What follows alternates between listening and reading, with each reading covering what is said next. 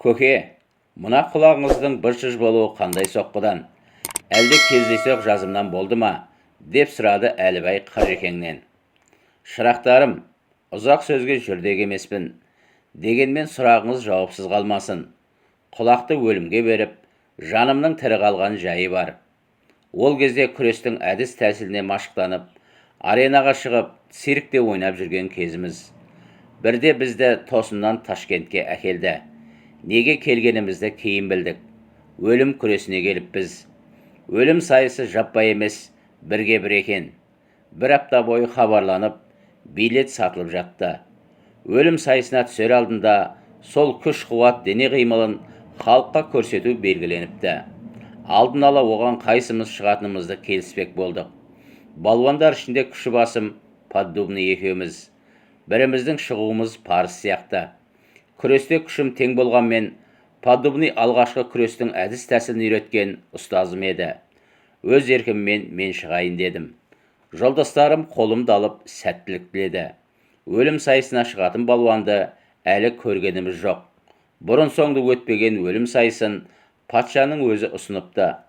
Халыққа дене қимылын көрсету арқылы күшін байқату кезегі қарсыласыма тиді. Ортаға шыға келгенде сарапшы Горк деп аты жөнін хабарлады. Шіркіннің денесі бұж-бұж, бурасан, бегемот секілді майбөксе екен.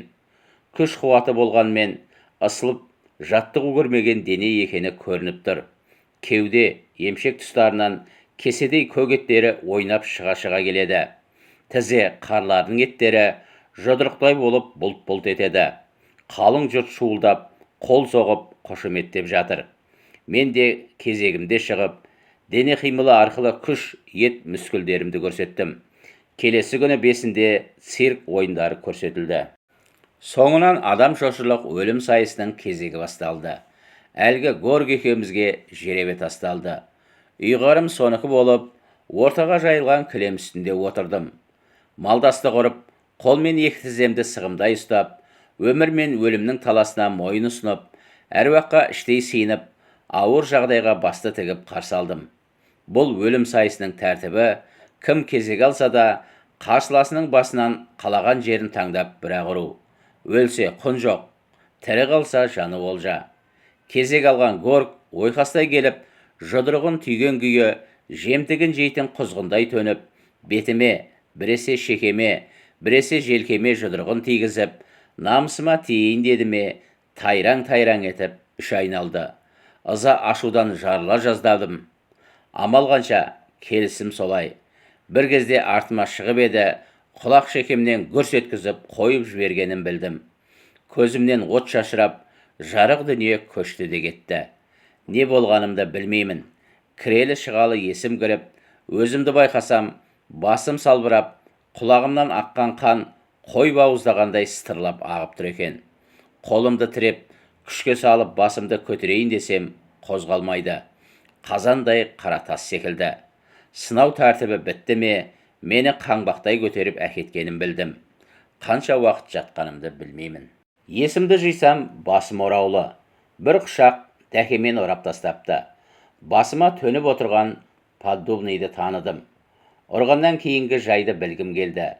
Иванның айтуынша, құлақ шекемнен ұрғанда 2-3 рет домалап, жер тіреп тұрып қалыппын. Теңселіп тұрыппын, құламаппын.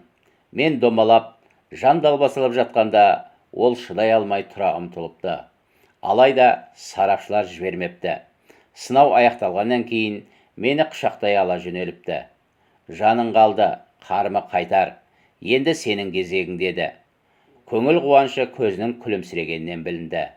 Арманым тірі қалу, қол жұмсау еді. Мақсатыма жеткеніме мен де қуандым. Асыққаным сонша 3 күн 3 айдай болды. Қалай ұру жөнінде Поддубный екеуміз біраз кеңестік. Қолымның қырымен талағашта ұрғанда бір елдей кіріп кетуші еді. Осыны қолдансам қалай болады дегенімде Поддубный: бастың қарағыс қуыс жігі болады. Шүйдесінен жұдырық күшіңді салып ұрсаң, өкінбессің деді. Осы тұжырымға келістім. 3 күн бітіп, кезегіме шықтым. Басымда молдалардың сәлдесіндей дәке. Әлгі Горк кілем үстінде қаннен қаперсіз отырды. ұрғанда майып боламау деген қаупі жоқ. Оның ойы, менің жұдырығымнан өлмегенде, оның жұдырығы не қылар дегендей.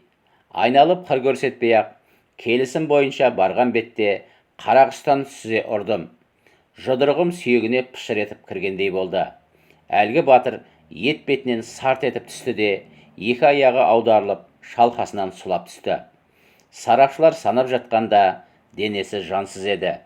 Бастан құлақ садақа деген құлақ хикаясы осылай аяқталды, деп аяқтады сонда әңгімесін Қажекең.